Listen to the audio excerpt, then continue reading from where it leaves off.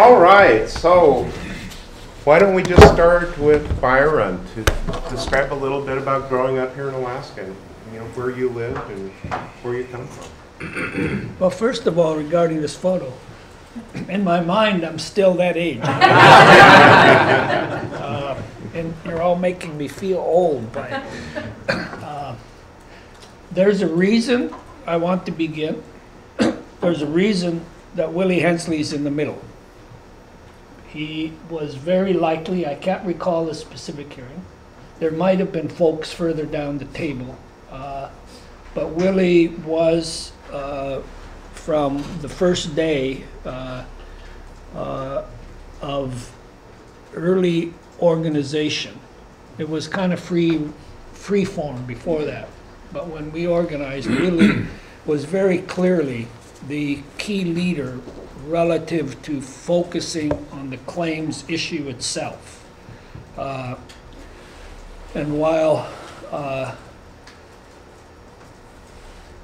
arguably ANCSA has been a success, I'm not speaking of corporations. We often define ANCSA by the corporations. To me, that's a wrong measure, and I'd be glad to talk about that.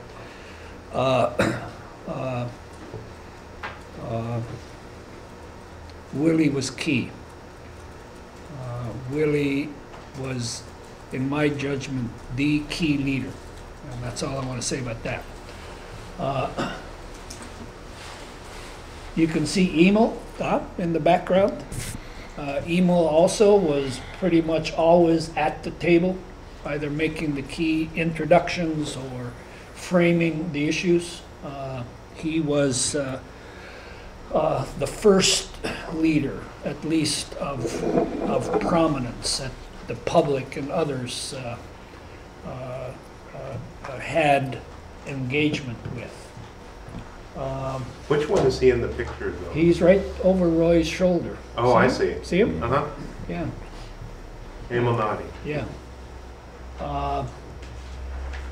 That is a congressional hearing room for sure. Whether the House or the Senate, can't tell. We wore ties and suits, which today I'm chagrined by. At Sea Alaska, I went to Korea and all those places, and I bought tailored suits, and I had cuffed shirts, and I shudder when I think about those days. And I'm just speaking personally. That's not us. In many ways, a suit is a sign of oppression. A suit is a sign of power. It separates people. It's consciously done, like so much else in life, to create class, to create pecking order, to create. And so, while in this office, now this is just me speaking, you can disagree with me. You brought me here to listen to me, so I do wear suits, when the occasion requires it. We'll wear a tie from time to time, but usually it's this, which is my clan symbol, which was carved for me by a classmate at Sheldon Jackson boarding school, which is a whole other world.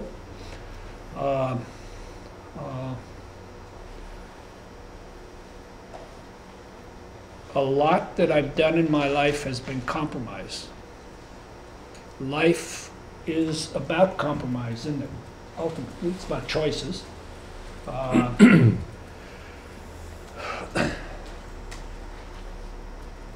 I've given into my fears much more often than I should have.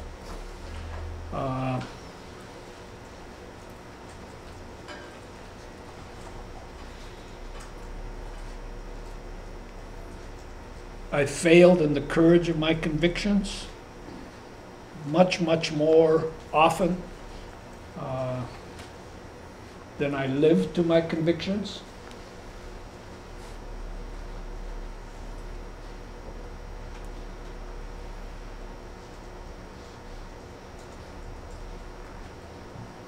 I sometimes wonder whether if I had been more me, at least what I believe is me, I would be where I'm at, or not that that matters, or whether where we are in some small way might have been different or lesser or better. I think in the context of the times that we live in at, from moment to moment, probably worse, because I conformed more often than I, as I just indicated to you, might have. But I think I conformed in order to be responsive to an urgency or an issue at the moment that allowed some positive movement to take place that otherwise might have just been an angry moment or a negative moment, or a moment in which a decision went against me because of the way that I approached it. One thing at my age, and I feel young, I really do, I feel really good,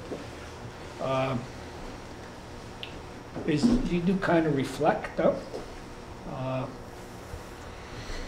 I'm still angry. I have rage deep inside me. I tamp it down.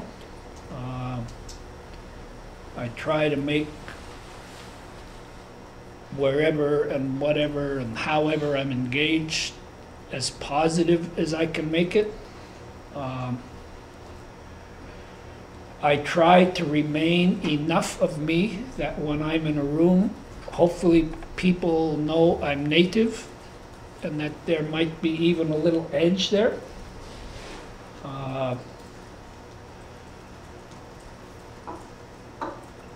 I call white men white men. I do it consciously in a particular setting in order to provoke thought, in a sense that, hey, mister, we aren't really identical here. It's my worldview. I believe that the life my mother could never have, a full-blooded, beautiful, clinkered lady who lived most of her life as an alcoholic, but who struggled against it every single day.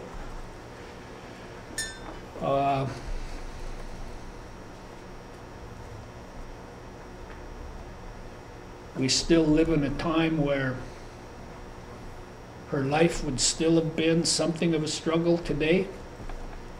It should not be, not for a moment. Every single one of us should have a seamless opportunity to be, to go, to share, to...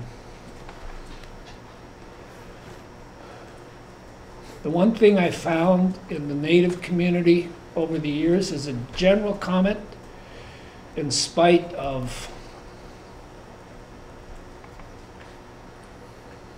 kind of the way we characterize ourselves, or at least science and study and research and written word characterizes us. We should kind of feel like victims. You know, there's a lot of Ishan in the world that people describe of us being in and being of. But I've talked to very few natives who view themselves as victims. We're always aspiring. We're always trying to change. I don't run into people who've given up. Maybe some personally, but not collectively in any setting that I've been involved with. That's a very, very good thing. Because if we believe we're victims, we are victims. And victims, at least in my definition, don't have a hell of a lot of hope in their lives. I sense a lot of hope in our world. A sense that we're on the move. I witness it here.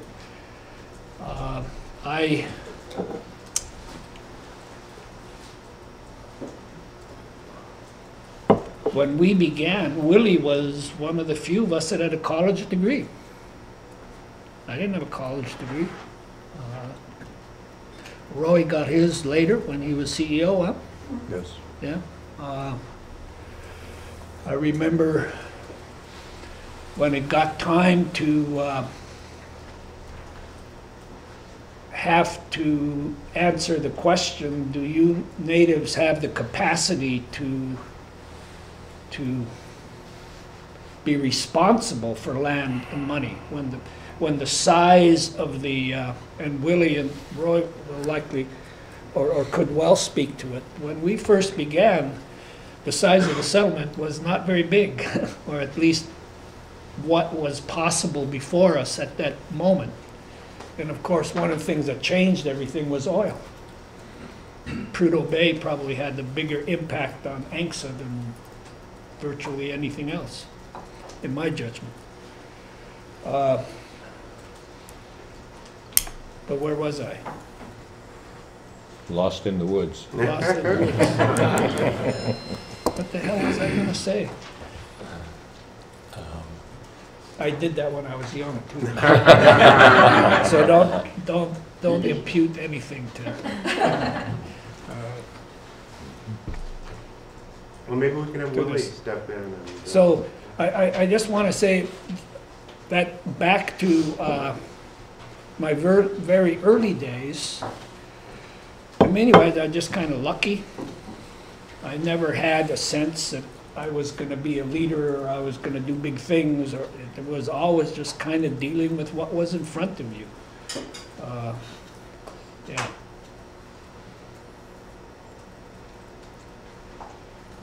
Willie? Oh, thank you. Thank you for inviting me, and also for taking your Saturdays and doing what you're doing. I like that idea of learning and researching and finding out details about one thing or another that interests you. Anyway, I made a strenuous effort to get here. I think I got in this morning about 3 o'clock. So I'm sort of barely awake at the moment. But anyway, it's a pleasure to be here with my two buddies. We've got a lifetime of experiences together. And I'm just, by way of just introduction, I think I was born in Kotzebue in 1941. Fortunately, it was summertime, so I wasn't freezing my ass off. And You're on tape. good, I use more good words then. Anyway, it was a totally different world, and I don't know if it's something that you can imagine, but it really was a different world. It was our world. It was an Inupiat world. I think I'm one of the few who's in my generation that living today that lived in sod homes. We had 3 sod homes outside of Kotzebue and around a little creek called Ikatuch, which is not near the mouth of the Little Noatak. The first sod house got inundated by a flood one night, and we had to move to higher ground just half a mile away maybe. And we built another sod house up the Little Noatak at a place called Kimithbuk. It was in the tree line, so there's lots of timber. And then we built a raft and built another house there where we spent the night of the flood there, and that's the only one that you could actually see the remnants of. It's gradually caving in, becoming part of nature. Anyway, it was a totally different world, and I had absolutely no idea. Of course, I would end up in the future world that I did. There was just no way to even envision that.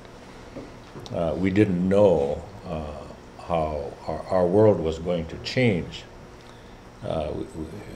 Statehood was not even a word in our vocabulary, of course, in those early days.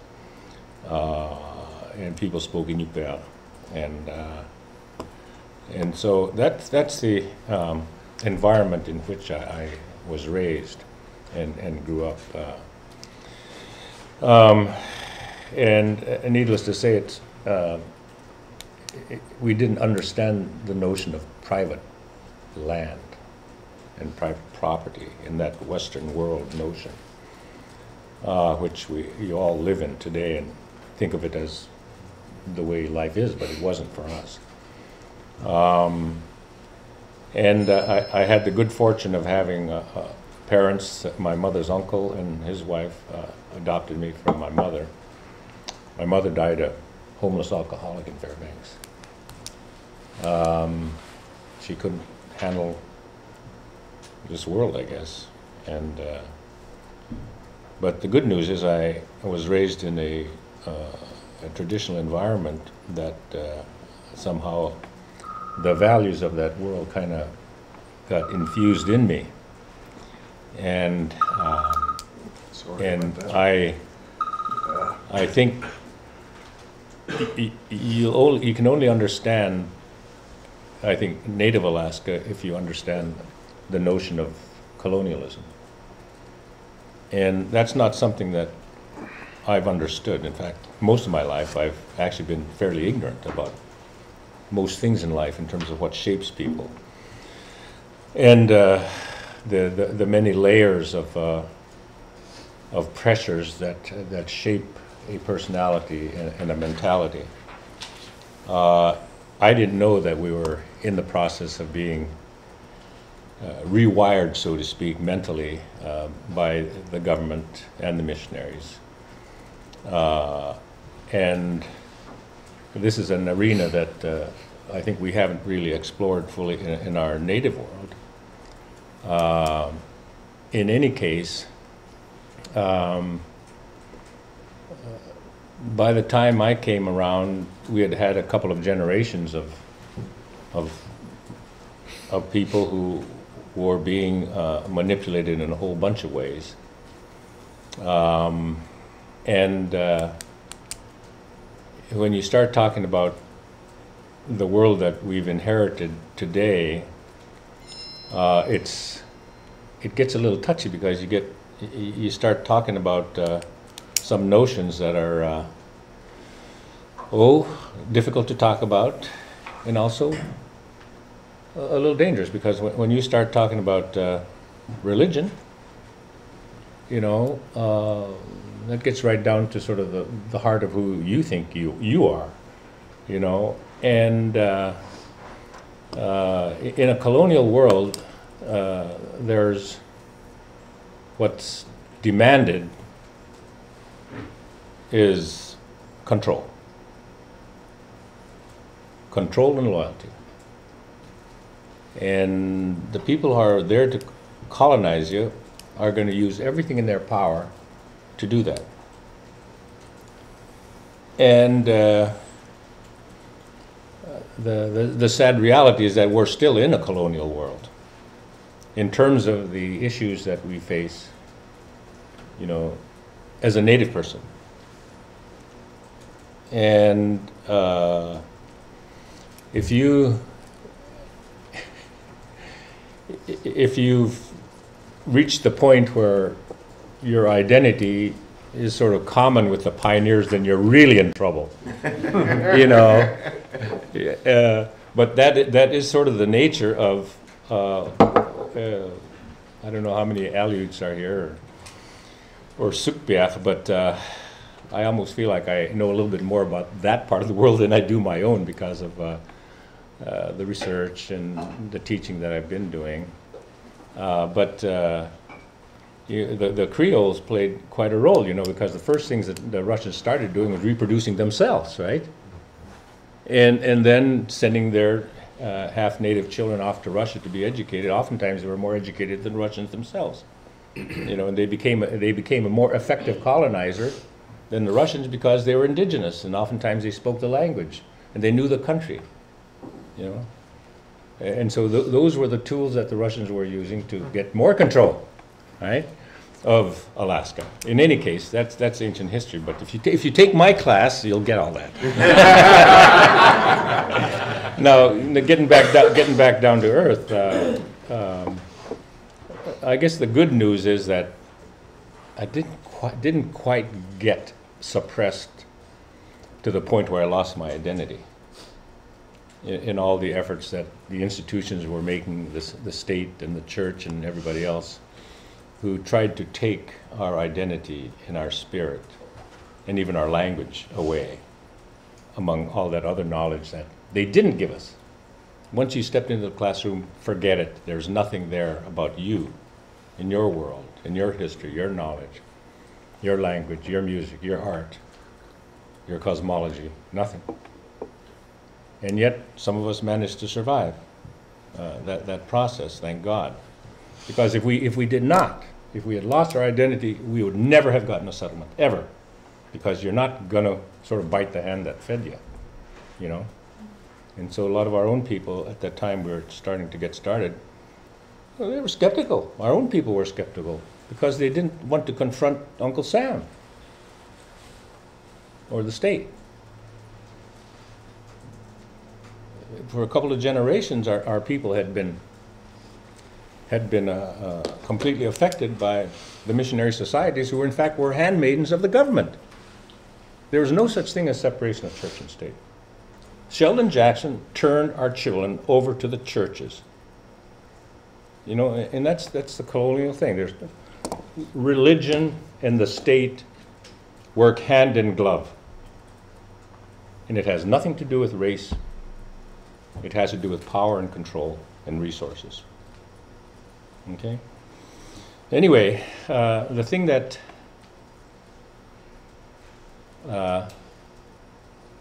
got me going was that little research paper that some of you have read, maybe. Yeah. Have you read my paper? Yes. All right. I'll give you an A. But I mean, if I had, that's why I'm such a, I love research, because if I hadn't done that, if I hadn't done my homework, I wouldn't have been able to do anything effectively, because you got to have the facts, and that's something that we didn't have.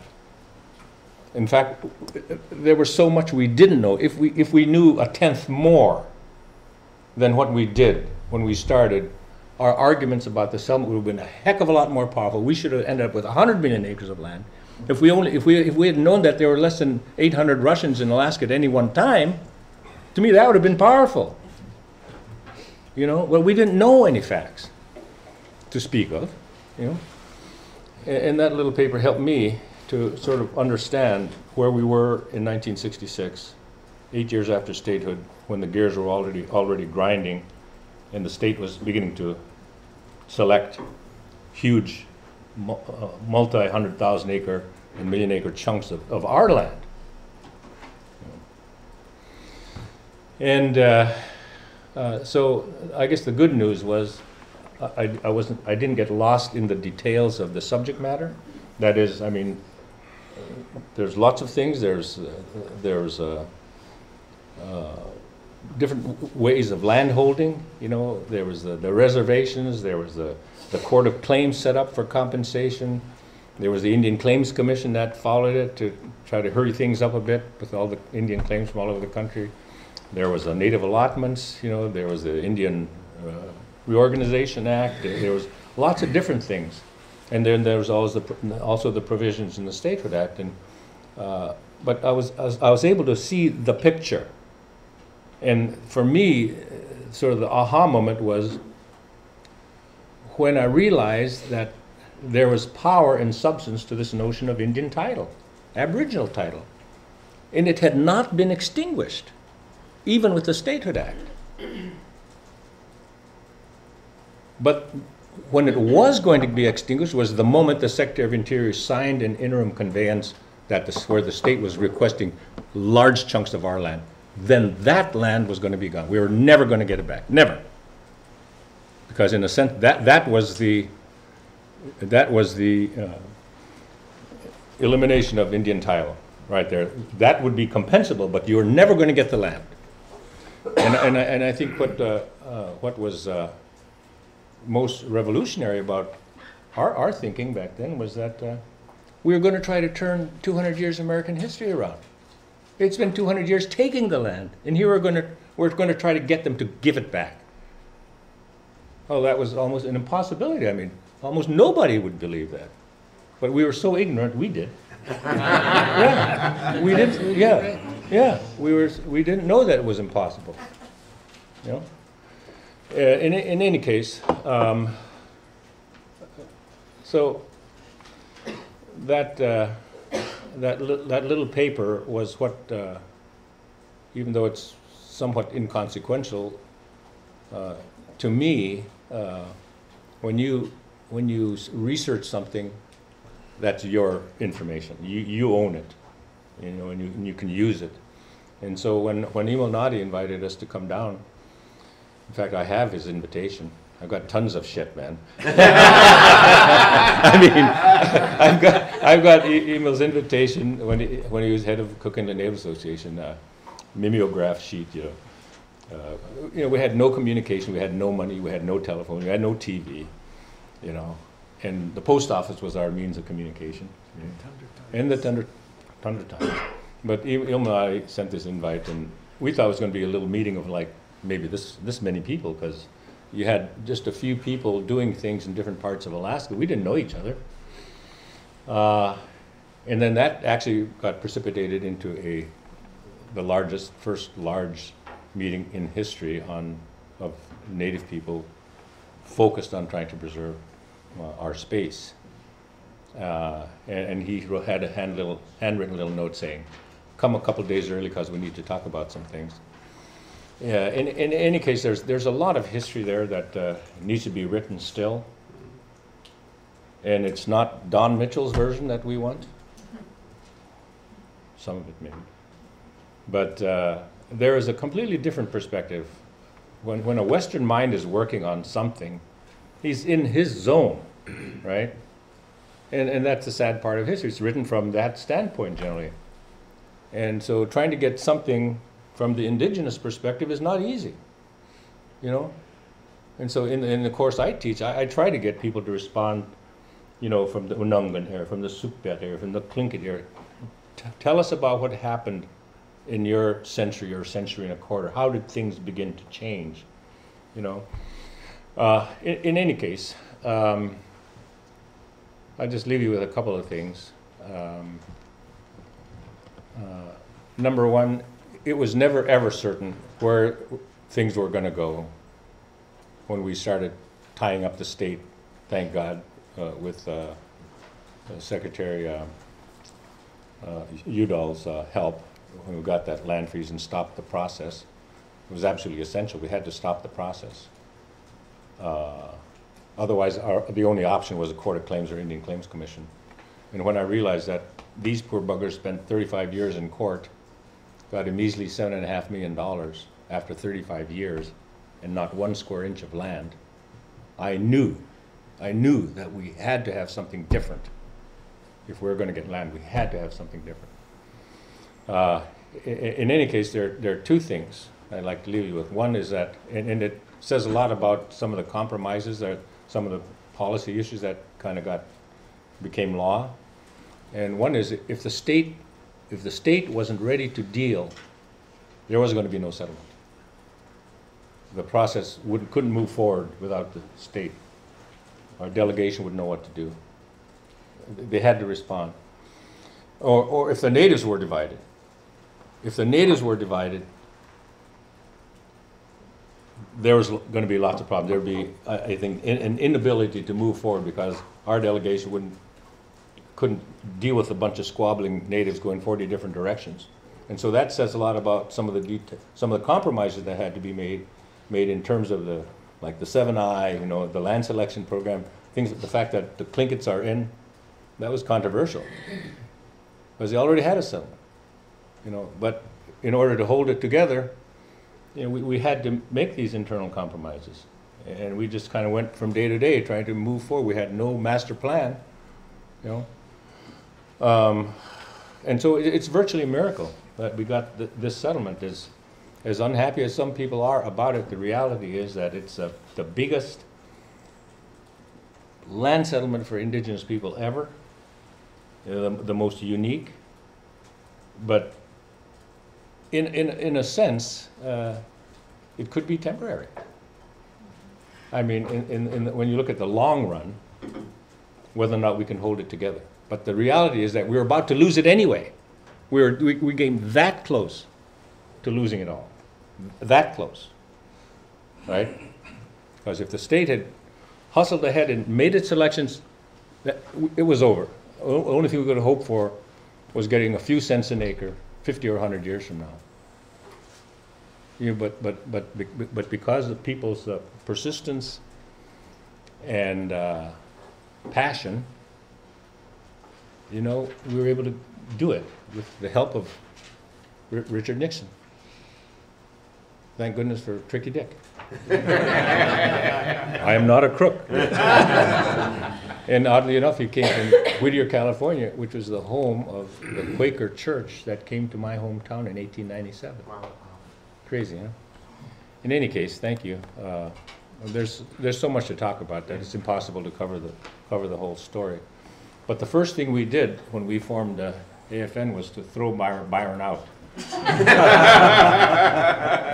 It's true, because we were so concerned about a spy in the audience and Byron was proud to announce that he was an employee of the local affairs agency. We said, "Boo! Get the hell out!" Which was temporary, thank goodness. He came back as an Indian, and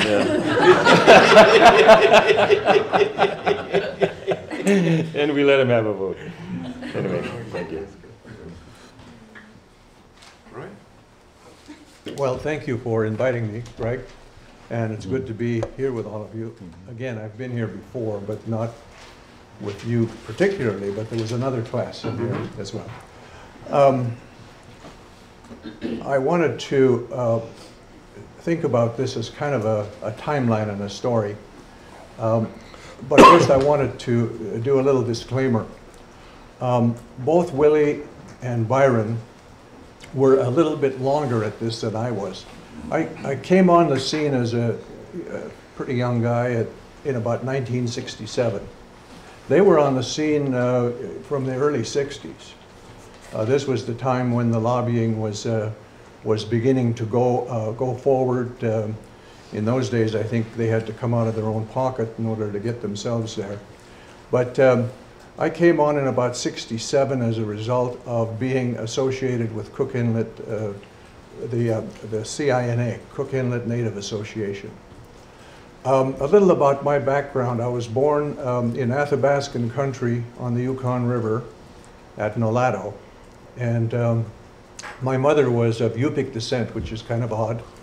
But that was because she had married my father, who was a German immigrant. He had been born in Canada, and he immigrated to the US. And in those days, the only way, immigration's a big topic these days, the only way an immigrant could come into the country easily in those days was to join the US military. In fact, a lot of the people who died at the Little Bighorn couldn't speak English. You know, they were from all parts of Europe. But that's the way the military recruited. The country recruited its military. There was no draft in those days. And so he joined the Army, and he was brought into the country as a citizen, and he was sent to Alaska, where he was to set up the Signal Corps system. At that time, in the early 1900s, they were still messing with the telegraph, and it wasn't working very well. Our rivers and our glaciers and our snows and ices broke the lines all the time. And then I remember some of the Athabascan guys in Nolato used to sneak up on the hill where the telegraph line went through, cut out a big hunk of the line, bring it down to the fish wheel, and wind it around the wooden spoke, so that the spoke turning in the little V that the fish wheel was turning on would slip easier. You put a little bear grease on it and that metal wire, and before you know it, you had a fish wheel that really went good. So they went to the long wave radio, and that's what my dad was doing. He was setting up the long wave radio stations, which at that time was the way the Army was going to communicate and could communicate worldwide, in fact. Airwaves are pretty polluted now, and you can't really do it, but in those days they did. he was stationed several places in Alaska, and one of them was Nulato. My mother is of the big Dementive tribe, and she's a product of the Holy Cross Mission. Willie and Byron mentioned religion, and Willie writes, I think in one of his works, religion was always the vanguard of the colonizer, and that's true. It happened in South America, it happened in Mexico, and no different here. Ours, though, was sparked by the wave after wave of people coming in to exploit the resources, with the gold miners and the whalers and the you name it. They were here, the timber guys, the fish guys, but they brought with them diseases that really decimated the population. Alaska Native people had no exposure to some of the bugs that they brought. I don't know how many of you have ever read Guns, Germs, and Steel. It has a good take, I think, on how diseases develop by an interchange between with animal husbandry activities, the cows and the pigs and the goats, and before you know it, you get superbugs that pass back and forth and develop, and of course the humans living in that condition, which is mainly Europe, develop immunities to this, and so they came over with full immunity. We didn't have it, and so a good deal of the population died in Guns, Germs, and Steel. I think he says of every 10 Indians that died in Central America, only 1 fell to Spanish steel. In other words, 9 died of diseases. So that's how serious it was. Holy Cross Mission and other missions were established. My grandmother was taken as an orphan into the Holy Cross Mission. She married my grandfather there, who was a lay worker at the mission. He was part Russian and part Yupik himself. And she was born and raised according to the standards of the mission, which in many ways were very good. You know, the mission taught you how to work hard and how to be respectful of others, and so she was. I have to say about my boyhood, my mother was my hero. She was everything I ever wanted to be. You know, she was honest. She was straightforward. Whenever I got punished, I knew why. So she was kind of my hero. I was growing up. My father was kind of quiet. He was always working, but he was a very fair man as well. So I had a very fine boyhood, and I grew up in the village until I was 15. I did some trapping, some fishing with my older brothers, learned how to survive in the wild and eat wild food, cut wood, go up the river, put 18 cords on a raft, bring it down for the winter wood, and put a moose on the raft while we were at it, you know, and some ducks and geese. And so I learned all that, and today I can still do that, and would if I had to. However, I'm married to a woman who says if you start killing moose again, your head's going to be over the mantle.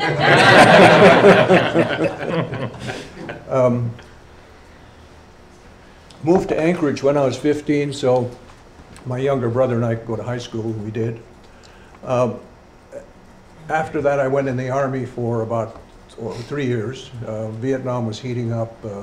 I came back to Alaska in the early 60s, and then I took a job, and then I began going to visit with Cook Inlet Native Association, which was the association at the time that Byron and Willie and Imilnati and others had formed as a way to have a central conglomeration of Native leaders in the Anchorage area, largest city in the state. So they were doing that, and I was learning more and becoming more and more interested in that. And by 1968, or no, it was, yeah, 1970, I became president of CINA. By that time, all these guys were gone to Washington, D.C., and I would go once in a while, but not nearly at the same level that they were going. The Settlement Act was going through, and I was working at AFN at the time as well. You remember the on-the-job training program? I was working there with Fred Big Jim and Miles Brandon. And I remember every time the bill would go through a committee in Congress, Harry Carter, who was the executive director at the time, would say, "Oh, we're going to take a break. We'll take off at 3, get some champagne, and we'll pop some corks here." So I think we popped entirely too many corks. And somebody would pass around a little, hand-rolled cigarette, and I didn't know what it was. All I knew is it made me sick. So, about that time, I began to get more active in the region, the Cook Inlet region itself. It was going to be the region of this area. It was clear the way the act was written in 1970. I became involved in CIRI at that time on the interim board, and then later on the full board, and then later as president. But I always think about that. The act was made possible by the work and diligence of a bunch of young people. I was amazed at how many young people like Willie were involved at the time. And you know, something that I always was amazed about was most of them had spent the early part of their youth at boarding school. Now, boarding school is not an easy place to be. It's an agonizing place for many young kids to be. But they learned something there, apparently, probably self-reliance. They had to pick up their underwear and socks and wash themselves and make their own bed. Mama was not there to do it, so they had to learn to do all that themselves. And then they made friends, and in order to make friends, you have to make compromises, as Byron has pointed out. And then, all of a sudden, you had this network of people from across the state. When the Settlement Act was passing, Willie knew somebody in Sitka. Byron knew somebody in Kotzebue, and so they had this network. To me, that was one of the greatest assets that the Settlement Act had, and that was a happy circumstance, that those people were there and they were ready. The second circumstance was the fact that we had a somewhat sympathetic federal system. Our own system of politicians were not that sensitive to the settlement.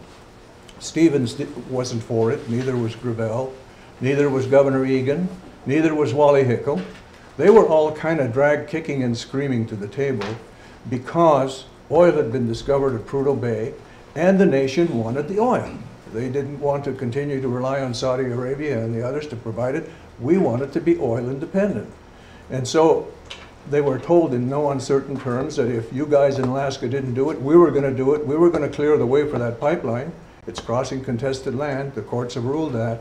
We're going to do it if you aren't going to do it. And so they came aboard. Our delegation came aboard. I think there's a little story about Egan one day in the hearing. He had to, the Capitol Police had to go get him because he wouldn't come and testify. And they brought him to the Congress to testify. And he did it. Later on, Egan was for it. He says, later years, he said, if I knew that the settlement was going to bring such economic strength to Alaska, I would have wanted to go to 80 million acres instead of the 40.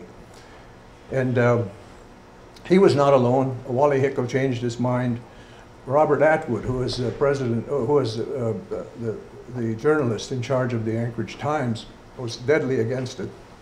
He changed his mind because he saw the economic benefits that the Settlement Act was bringing to our state. And so there were some happy circumstances. The happiest of them all, I think, was the fact that the nation wanted the oil and our delegation was not going to be able to stop the settlement. And so they came along, went along. Stevens became a big fan of the settlement, and so did Gravel early on. But I don't think the settlement would have happened, as Willie said, if that kind of pressure hadn't been brought to bear. And of course, the state was selecting lands, and Willie and others had pointed out that the Treaty of Cession with the Russians in 1867 contemplated that at some point lands would be returned to the people who were using and occupying it. And I think the Russians had a special stake in that, as Willie pointed out, because a lot of these people were part Russian, and they didn't want their prodigy not to have land once the U.S. took over. I don't think the U.S. was too keen on creating more Indian land. And so that was a happy circumstance as well. So I think I'll stop right there, and you can ask questions. They're going to be more able to answer the questions of the early 60s than I can. So Byron has a tight schedule, and maybe you guys can ask that burning question that you'd like to hear from him. Joel. I have a question about pride. Two-part question. Are you proud of your involvement, and how has that level of pride fluctuated throughout the life of ANELP? I'm very proud of my involvement in ANCSA. Given what, as Willie said, our knowledge at the time was very circumscribed. We acted in that context. It is pride tinged with concern. And I'll put it this way. I had the opportunity, as Willie said, I worked in what was called Local Affairs Agency, then became the Department of Community and Regional Affairs. But I never said that. I said I worked for Governor Egan, even though I was a peon in the governor's office. And in that meeting, that's what I said. And they said, "Get out of here!" And I had to go to my clans in Yakutat, your family, and get their authorization to represent them in order to get back in the room. The land is owned largely in fee by for-profit corporations. Who knows what that means generations from now in terms of corporate decision-making. What I heard at the time as a young guy, because I worked for the governor's office, was able to travel the state in my job, and that's how I met Emil and eventually Willie and others. Emil and I were among maybe a half dozen natives who worked in government at any level of consequence. I don't think there were any more than that. Emil worked for the Human Rights Commission. He was a field representative, so he could travel also. And that gave us kind of a unique ability at that time. And so I was in Bethel when the villages came together in ABCP, and I'll never forget, and almost all in Yupik, Willie's comment about, "We still spoke our languages, man," every single day, all across the state. And big pieces of butcher paper on the walls, and people being asked by lawyers, define your territory. Tell us and tell the story. And the story was nothing about economic development. It was nothing about corporations. They weren't even in our nomenclature then. It was about preserve our land for future generations, period. That was what drove village people. The people who owned the land lived on it. And that resonates with me more powerfully than anything. And so I'm proud, but I do believe profoundly that ANCSA is still very much unfinished business. And that's probably a good thing. No one can write a law that endures forever and meets every future need or circumstance. So you folks here need to consider ANCSA as a living, breathing document that can be changed in order to meet your generation's leadership responsibility, both to yourselves and to succeeding generations. Great. Other question? Go ahead. So, do you think that because of the time, America was dealing with, you know, still the end of civil rights movement and the aftermath of that and the Vietnam War, do you think that if it wasn't because of the time all this happened, that it wouldn't have, that could it have passed in another era, like say the 50s, or could it have passed in the 80s or 90s? Because everything was so concentrated right there. That was all in the social consciousness. Government approval ratings all-time low. Nobody believed in the White House. I mean, do you think that the era that all this was passed in had a profound effect on the act getting passed and how it occurred? Oh, I thought he was asking you. I wasn't even listening. Well,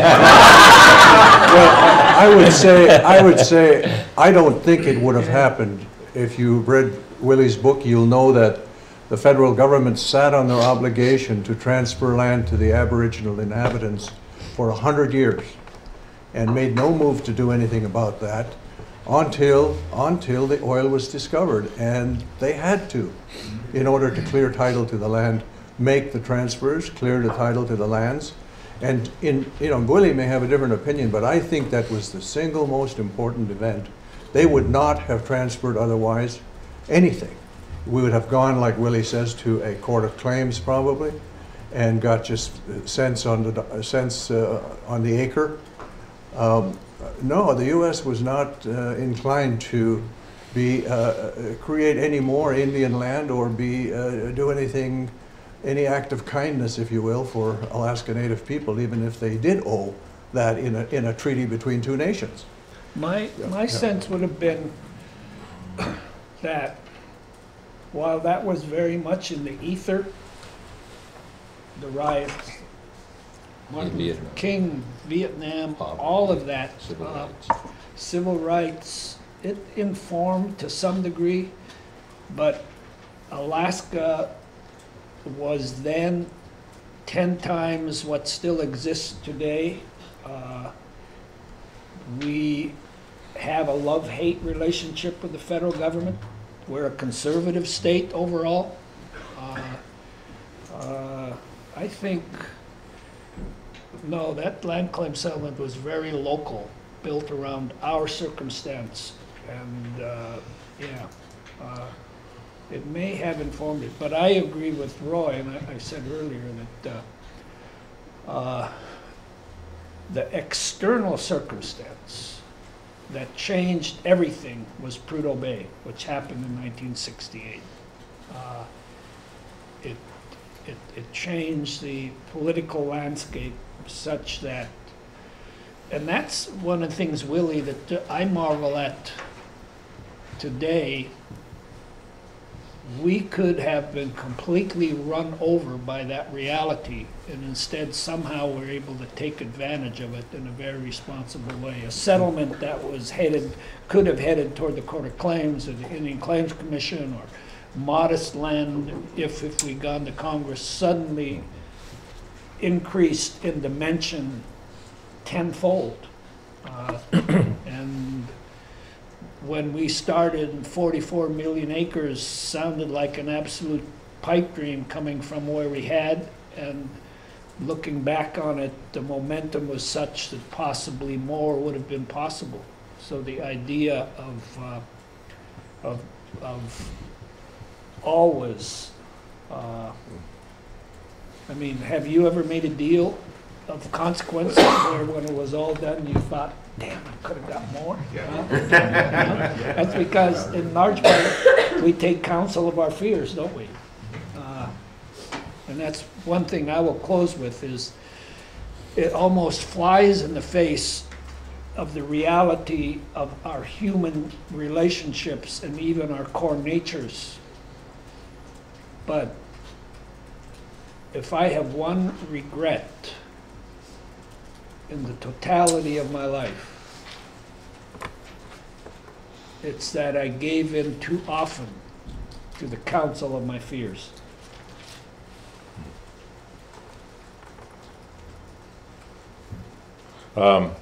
Going back to your question, I often wonder whether a previous generation or two might have done a better job than we did. If the circumstances were right. I mean, there was a time when not a lot was known about Alaska, and what was known was by a few people in power. It was this territory way off, you know. And there was authority, you know, created under the Indian Reorganization Act to create reserves, you know. And the Indians had lost 100 million acres of land as a consequence of the Dawes Act, you know, the Allotment Act between 1887 and 1934. So if we had had people who had had the opportunity to sort of begin to understand the nature of the situation, maybe they could have gotten huge land reservations like Venati, right? And really that's what we were all about. We were about trying to get the land, although the land itself is sort of like material, it is physical. But in retrospect, to me, at least, you know, we all have our own opinions, but to me, it was not about private property, it was not about capital, it was not about corporations, it was about the land, and what to me that meant was the survival of the species, so to speak. The continued existence of our people as particular special parts of the human race, our cultural identity. That's what we were after, in my mind anyway. Other people might have had other points of view, but that was what was fueling my passion. Because in order to carry on your culture, you got to have your space. I mean, it makes it a hell of a lot easier. I mean, you know, I mean, you can exist as a conscious species with common values and language and culture and history, but it sure helps if you got the land, you know. But that wasn't in the cards back then, and I've a lot of times thought about why in the hell was it us who had to try to do this damn thing, you know? Really, because, you know, we took a lot of flack. I mean, some of our people thought we were just like militants. So what are you guys doing this? You know, what people didn't understand. Yeah, there came a point when you had to focus on how do we get the land. The land was always the main target, but there came a point when Willie and Byron and others back in DC decided that the only way we're going to get the land is to agree to this horrible corporate structure that Congress wanted. Congress kept saying we don't want to create other unhealthy dependencies, and so they came up with the corporation, and we eventually saw that was the only way we were going to get land. It was going to go, as Willie said, probably to the Court of Claims if we insisted on total recognition of tribes and conveyance to tribal organizations under a reservation system. They were dead against that. But one thing funny happened, Willie told me about. One day they had angsa all parsed out on a table. They had cut it up into pieces, and they were gonna put it together for the bill that was about to go through one of the branches of the Congress. And I guess Etuck walked in the room where this was going on, and he noticed that there was a provision that would extinguish the tribes in Alaska. And he quietly picked it up, crumpled it up, and put it in his pocket. you know that story. Etuck is dead now. He died, you know, last winter. But if that is true, he did a great service.